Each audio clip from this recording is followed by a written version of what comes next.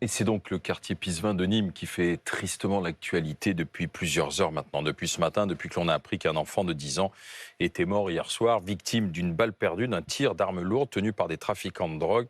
Benoît Ballet est à Nîmes pour BFM TV. Benoît, que sait-on précisément maintenant de ce drame terrible, de ce qui s'est passé ? Alors on connaît le déroulé des faits. Tout s'est passé à 23h15 ici, non loin d'ici, dans le quartier de Pisevin à Nîmes. Un homme de 28 ans rentre avec ses deux neveux âgés de 7 et 10 ans du restaurant où ils viennent de dîner. Et cet homme stationne son véhicule sur un parking à proximité de son domicile, mais également à proximité d'un point de deal bien connu du quartier. Et à ce moment-là, cet homme, toujours dans son véhicule avec ses deux neveux, est visé par des tirs. Alors il panique, il démarre en trombe. Il est blessé, cet homme, ce conducteur, par 3 balles, mais il parvient tout de même à rejoindre le centre hospitalier universitaire de Nîmes, à 5 minutes en voiture de sa position. Et c'est en arrivant à l'hôpital que cet oncle se rend compte que son petit-neveu, âgé de 10 ans, est très, très grièvement blessé. Et malheureusement, les secours ne parviendront pas à réanimer cet enfant de 10 ans qui décédera quelques minutes plus tard. L'oncle, lui, touché par 3 balles, donc, a pu être soigné. Ses jours ne sont plus en danger. Et le deuxième neveu, celui âgé de 7 ans, est lui indemne. Comme moi j'habite dans ce bâtiment-là, en fait on a vu de haut et en fait ça a commencé à tirer vers la place d'en haut. En fait ils ont tiré sur une voiture et genre ça a tiré et genre ma mère, du coup moi j'ai eu peur. J'ai pleuré un petit peu parce que ça m'a fait beaucoup peur. Ma mère, elle nous a dit mettez-vous à terre au cas où si ça rentre dans la maison ou quoi que ce soit. Ma mère, elle nous a dit mettez-vous à terre, mettez-vous pas devant la fenêtre ou quoi que ce soit. Du coup, là, on s'est mis à terre et genre, après, ça a tiré encore un coup et après, on n'a plus rien entendu. Après ça, il y avait la police et voilà quoi. Oui, vous venez d'entendre le témoignage de la petite Lina avec qui on a pu s'entretenir avec Alexia Ferry il y a quelques instants. Cette petite Lina, elle a 10 ans, elle a l'âge du petit enfant qui a été tué d'une balle perdue. Vous le disiez donc dans ce qui a tout l'air d'un règlement de compte. Hier soir à Nîmes, Lina donc qui a 10 ans et comme beaucoup d'habitants du quartier est toujours extrêmement choquée au lendemain donc de ce drame. Benoît Ballet en direct de Nîmes avec Alexia Ferré pour BFM TV. Cécile Olivier, chef du service police-justice de BFM TV. Malheureusement, ce drame, la mort de cet enfant de 10 ans, elle s'inscrit dans un cadre de guerre des gangs, guerre des dealers, de guerre de la drogue, qui dure depuis plusieurs jours à Nîmes en fait. Oui, en tout cas, ça fait plusieurs jours qu'il y a des coups de feu dans ce quartier, pas plus tard qu'hier, donc lundi vers 1h30 du matin. C'est un jeune de 14 ans qui a été grièvement blessé par balle, qui s'est fait tirer dans le dos alors qu'il était en train de discuter dans un parc avec d'autres jeunes. En fait, 2 hommes à scooter sont arrivés et lui ont tiré dessus. Ils étaient accompagnés d'une voiture avec à l'intérieur 4 hommes armés et des témoins ont vu repartir cette voiture parce que tout ça s'est déroulé dans un quartier très proche, le quartier de Val-de-Gour. Et des témoins ont vu la voiture repartir vers le quartier de Pisevin, là où s'est déroulé le drame hier. Et puis, 2 jours avant, le 19 août, dans ce même quartier, le quartier de Val-de-Gour, cette même place, la place Avogadro, là encore, des hommes armés à scooter, accompagnés d'une voiture, avec à l'intérieur des hommes, tous armés de fusils d'assaut, ont tiré cette fois en l'air, sans faire de blessés. Donc la police judiciaire pense à une rivalité entre quartiers sur fond de trafic de stupéfiants, sachant que ces 2 quartiers, donc Val-de-Gour et Pisevin, sont très proches et séparés par une simple avenue. Là, en ce qui concerne cet enfant qui est mort et l'adulte, l'oncle qui était avec eux, enfin qui est allé au restaurant avec eux, de ce que l'on sait, il est inconnu des services de police. Quoi. Oui, la procureure de Nîmes disait ce matin ce qu'on pressentait depuis le début, à savoir que ce sont des victimes collatérales. Elle a évoqué une famille qui est totalement inconnue de la police et de la justice, qui n'a jamais posé aucune difficulté. Elle parle de gens qui étaient là au mauvais endroit, au mauvais moment. En fait, selon une source policière, cet homme de 28 ans, c'était un militaire qui rentrait de mission et qui avait emmené ses 2 neveux de 7 et 10 ans au restaurant.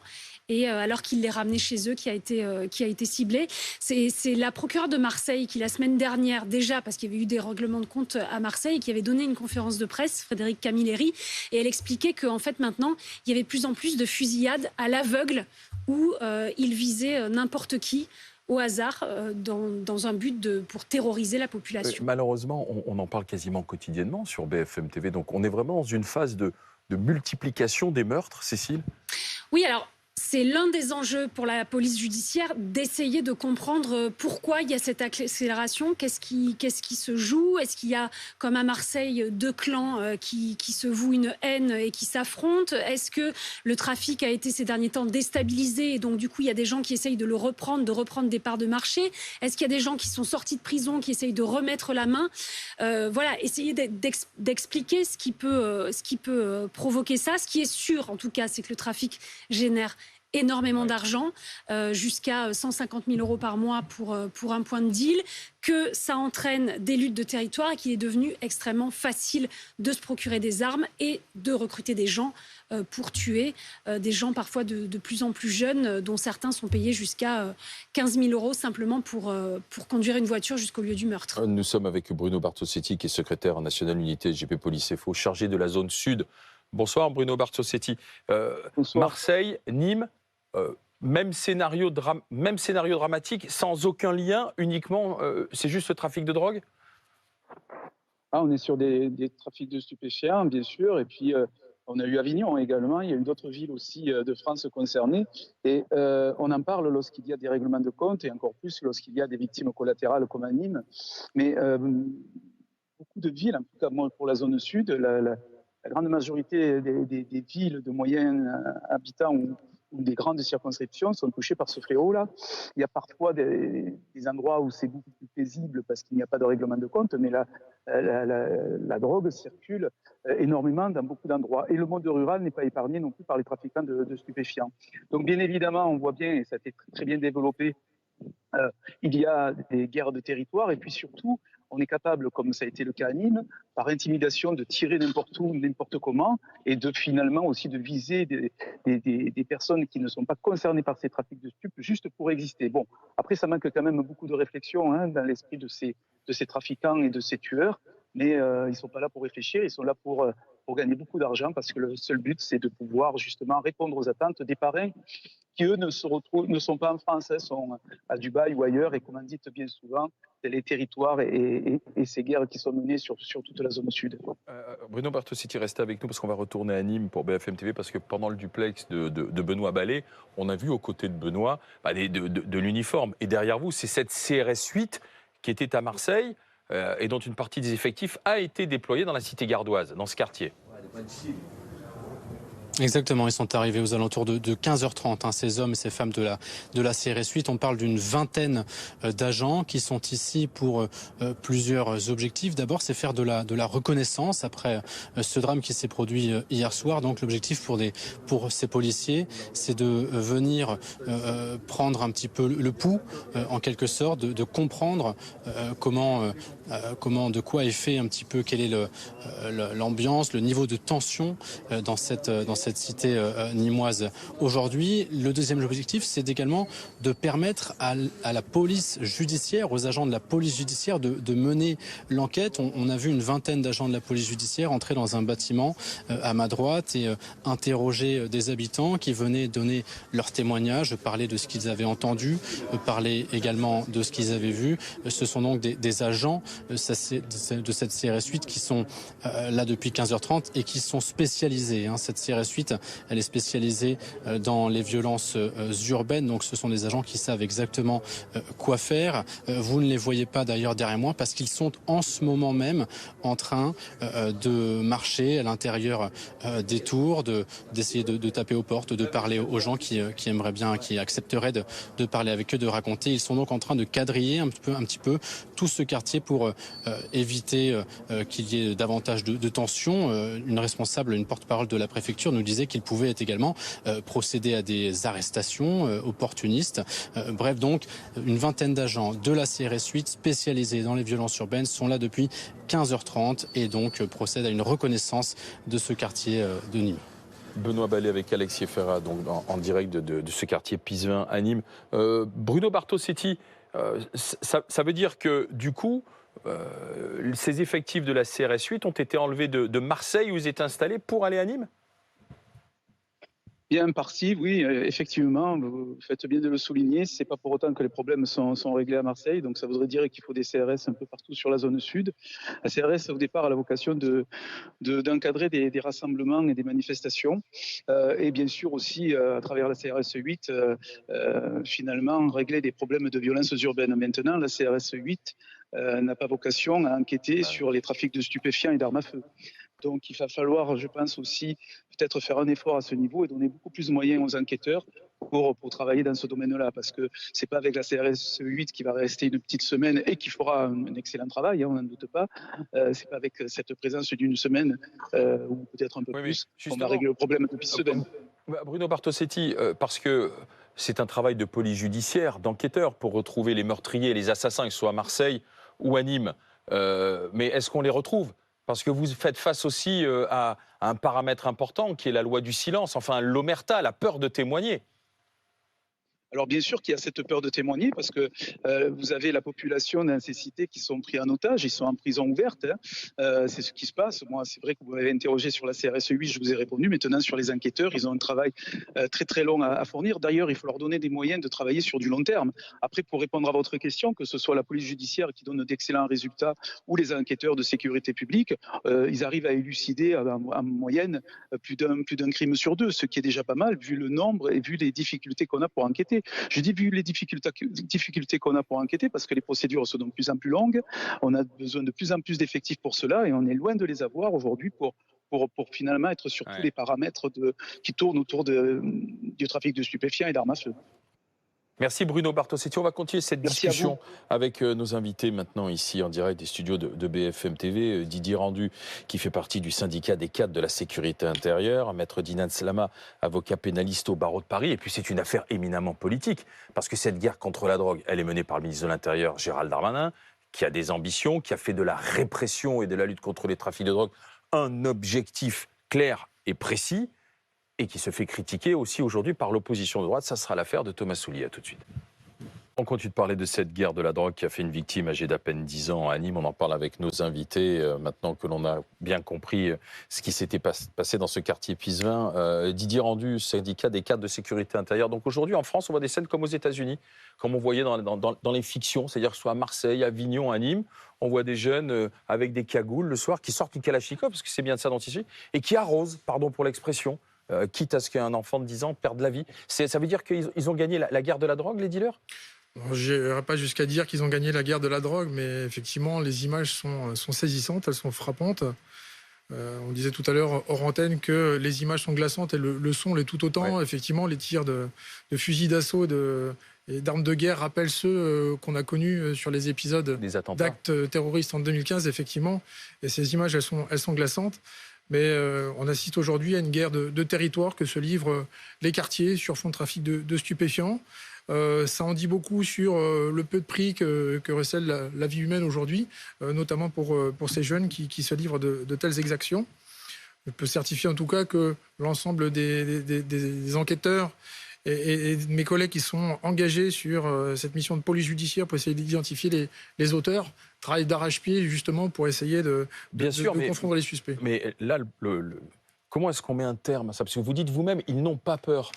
Donc comment est-ce que ça peut se terminer ? Jusqu'où ça peut aller ? Parce que là, il faut retrouver les tireurs, il va falloir qu'il y ait des témoins. Mais regardez après ce qui s'est passé à Marseille, ça continue à Avignon. Une fois que la CRS a continué à Nîmes, une fois que la CRS 8 sera partie, ça continuera dans une autre ville. Donc on se demande comment stopper cet engrenage infernal, quoi, en fait. C'est là toute la difficulté, puisque la CRS 8, qui est une unité spécialisée en matière de violence urbaine, n'a pas de mission judiciaire par essence. Elle est là pour mettre un terme aux troubles à l'ordre public, garantir un semblant de paix sur un territoire qui a connu de graves troubles à l'ordre public, pour permettre justement aux enquêteurs d'aller derrière, travailler dans des conditions qui soient plus sereines. Oui, parce que vous voyez, là on voit les images de la CRS 8. On se met à la place des dealers, si tant est qu'on puisse le faire, ou des tireurs, de ceux qui étaient dans la rue hier au soir. Hey, les gars, bougez pas une oreille là. Il y a la CRS 8, pendant quelques jours, ils vont recevoir l'ordre, personne ne bouge, planquer les armes et dans une semaine, ils seront partis et là, on peut reprendre le business. Enfin, c'est comme ça que malheureusement que ça va se passer. Bien évidemment, mais ça interroge aussi sur la logique à mettre en place en termes de répression. Est-ce que mettre un policier derrière chaque délinquant, c'est de l'ordre du possible? Bien sûr qu'on connaît aujourd'hui un souci d'effectif dans la police nationale et qu'il nous faut des renforts, que ce soit sur le terrain ou dans les bureaux pour faire les enquêtes. Mais manifestement, sur la guerre contre le trafic de stupéfiants, le tout répressif n'est pas certainement la réponse qui permettra d'endiguer. Elle doit impliquer une réflexion avec l'ensemble des acteurs, que ce soit l'État, que ce soit les pouvoirs publics, parce que c'est aussi une question de santé publique. Si on a du trafic de stupéfiants, c'est qu'on a des consommateurs. Ouais, donc il faut être plus sévère avec les consommateurs aussi. Il faut avoir une réflexion d'ensemble. C'est une amende forfaitaire pour Exactement, les sur laquelle on met 200 €. encore une fois les agents à contribution, puisqu'aujourd'hui, l'amende forfaitaire, les agents sont en capacité de la relever. Et pendant qu'ils sont en train de verbaliser les consommateurs, ils ne sont peut-être pas focalisés sur le trafic de stupéfiants qui se développe. Mais c'est ce que je disais, s'il y a du trafic, c'est qu'il y a des consommateurs. Bien sûr. Mais Maître Slama, ce qui frappe aussi dans ces histoires, c'est que les acteurs sont de plus en plus jeunes aussi dans cette affaire. Et c'est peut-être pour ça d'ailleurs qu'on les recrute, parce qu'ils n'ont peur de rien. On a en mémoire Mathéo, je crois, Cécile Olivier, vous me dites si je me trompe, ce tueur à Marseille qui bosse pour les cartels de la drogue. Puis dis-moi, on m'a proposé 200 000 € pour descendre quelqu'un.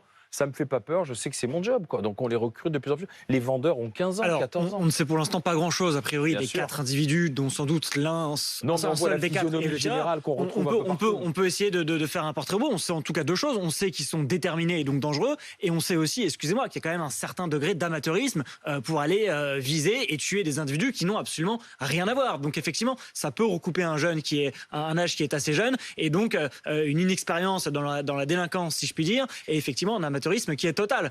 Donc ça, on en saura plus, Vous voyez, j'espère. vous êtes avocat pénaliste, vous les voyez aussi. C'est voulu, hein. C'est Mais ce bien que sûr. je disais. C'est la préfète de Marseille qui disait que de plus en plus, il y avait une logique de fusillade à l'aveugle, justement pour terroriser, de tirer comme ça au hasard. Donc c'est voulu, en fait. Oui, mais alors, du côté, si on se met à la place de la personne qui potentiellement est visée, si vous voulez l'effet pour elle, qui justement n'a pas été visée et qui du coup est indemne, peut-être que c'est moindre. Moi, je pense, même si c'est voulu, qu'effectivement, il y a quand même de l'amateurisme et je ne pense pas qu'il était voulu, je peux me tromper, hein, mais de la part de ces individus, de tirer et d'assassiner un enfant de 10 ans.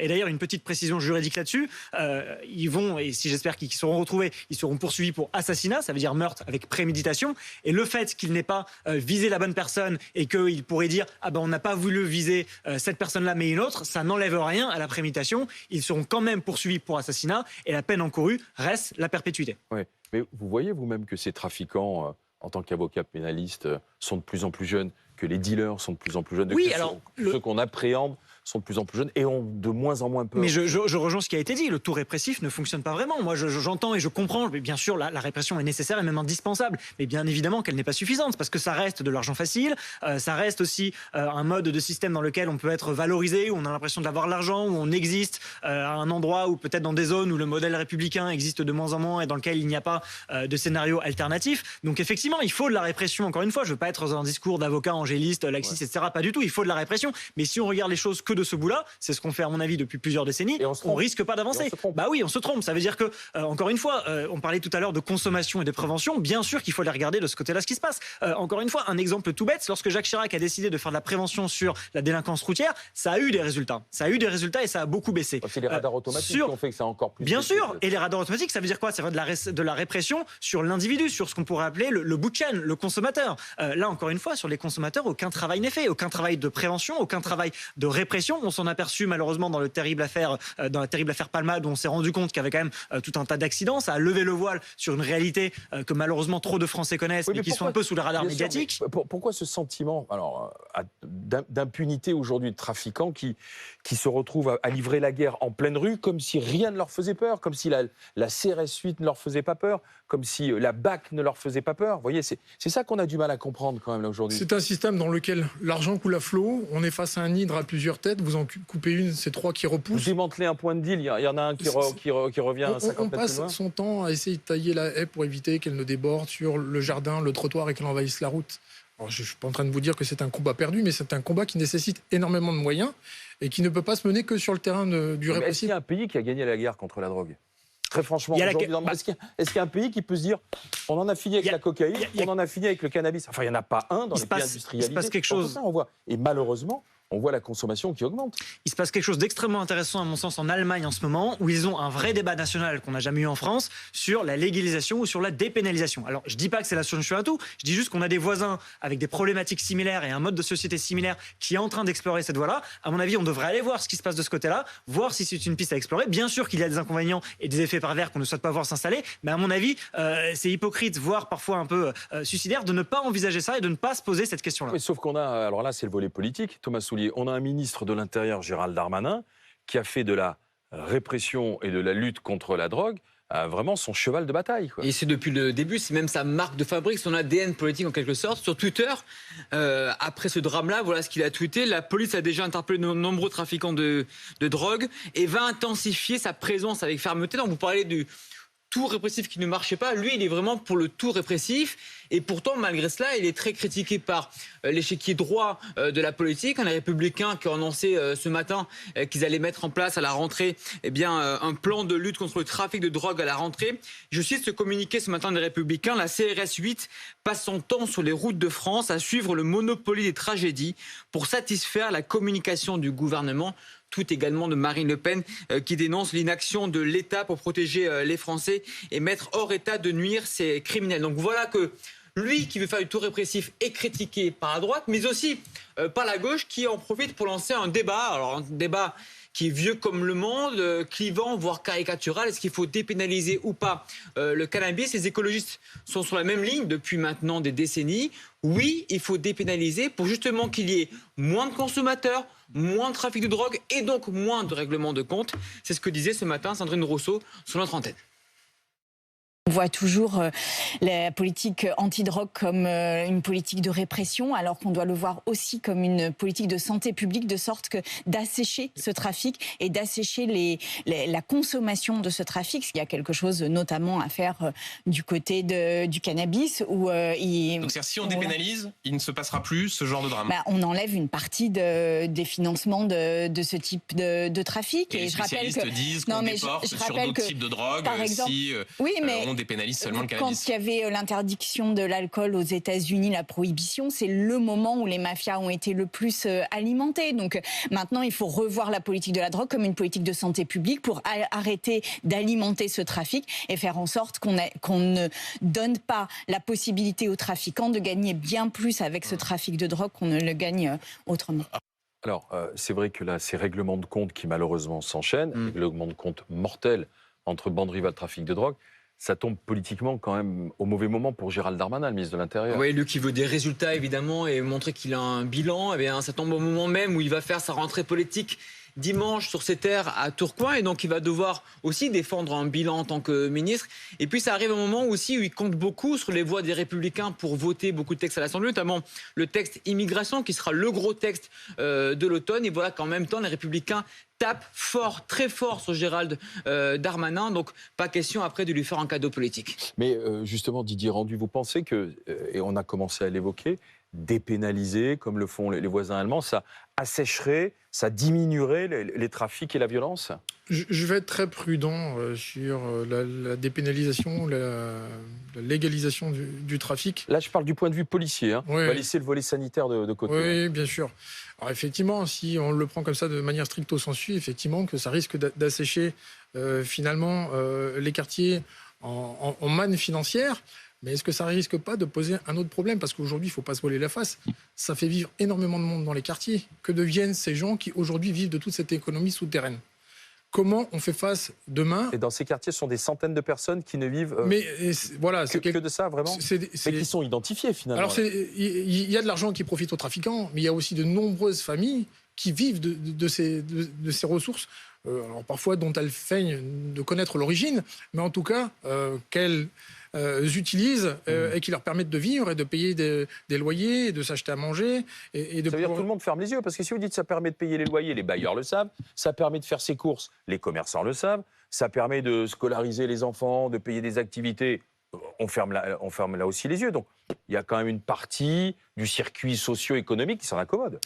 La véritable difficulté, c'est si demain on coupe cet afflux massif d'argent, quelle aide, comment on aide ces familles dans ces quartiers à pouvoir vivre dans ces conditions décentes. Et la véritable question qu'il faut se poser aujourd'hui dans le cadre de ces trafics de stupéfiants, éventuellement d'une réflexion sur la dépénalisation, c'est l'accompagnement de ces familles pour les aider à se sortir de la façon dont elles ont appris à vivre aujourd'hui dans ce modèle économique, donc je mets entre guillemets. Oui, je suis d'accord. Enfin, en fait, si vous voulez, la base, dans mon avis, du débat, c'est de voir que la répression avec le tout répressif ne fonctionne pas depuis 20-30 ans. Et que ça devient de plus en plus violent. Et que ça devient de plus en plus violent. Et j'entends dire que Gérald Darmanin mise sur le tout répressif. Je me permets d'ajouter que c'est pas complètement vrai, puisqu'il ne va pas sur la répression des consommateurs, ou en tout cas de manière assez légère, puisqu'on a vu que ça avait été dépénalisé et que maintenant c'est une simple contravention.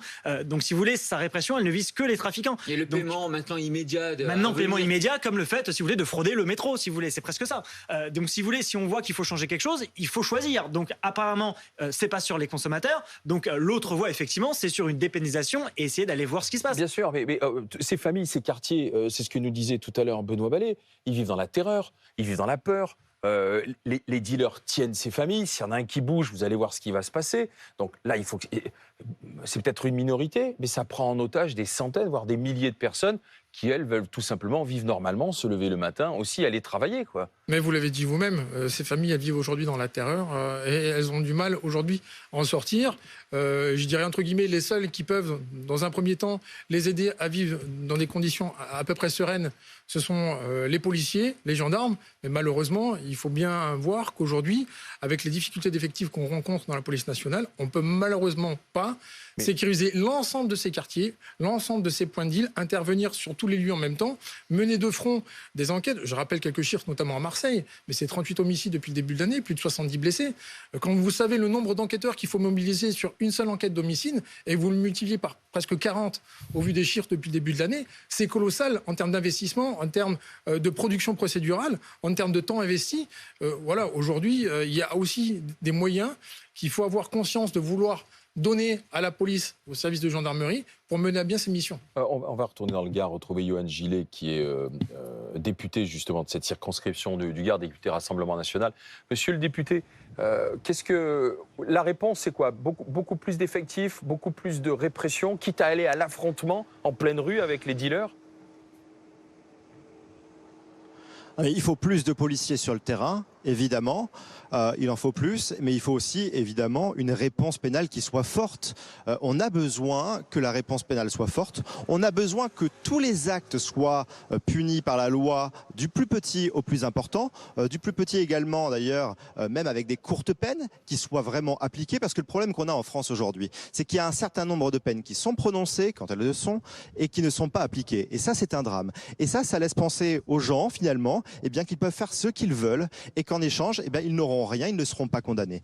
C'est la réalité. Et aujourd'hui, dans ce quartier dans lequel nous sommes en ce moment même, vous avez des jeunes qui commettent de nombreuses infractions, qui ne sont jamais condamnés ou alors qui ressortent quelques heures après avoir été arrêtés. Voilà. Donc ça laisse un sentiment d'impunité totale et ces jeunes font ce qu'ils veulent dans le quartier. Vous pensez franchement qu'au moment où il sort avec une Kalachnikov, le tireur d'hier, il pense véritablement à la police, il pense à la répression, il ne pense pas plutôt uniquement à défendre les milliers d'euros ou les centaines de milliers d'euros qui sont dans son quartier? Je pense, visiblement, la police ou la justice ne lui font pas peur, effectivement, mais je pense que c'est le dernier de ses soucis, quoi, quand il sort et qu'il tire à vue comme ça.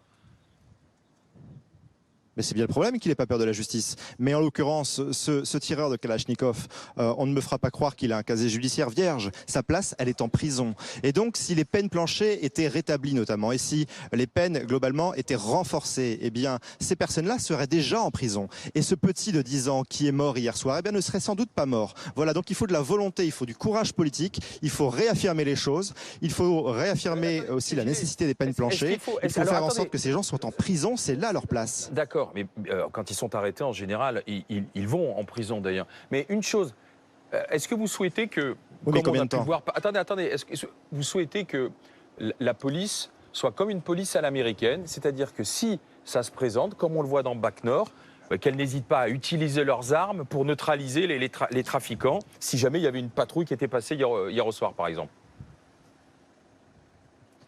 Si les policiers sont en danger ou si les auteurs de ces faits mettent en danger d'autres personnes, évidemment, les textes leur permettent déjà d'utiliser leurs armes. Et en l'occurrence, il faut d'ailleurs qu'ils soient soutenus par leur hiérarchie, qu'ils soient soutenus par l'ensemble de la population, et ça, ils le sont, je le pense, et qu'ils soient soutenus par les politiques surtout. Ça, c'est une nécessité, oui.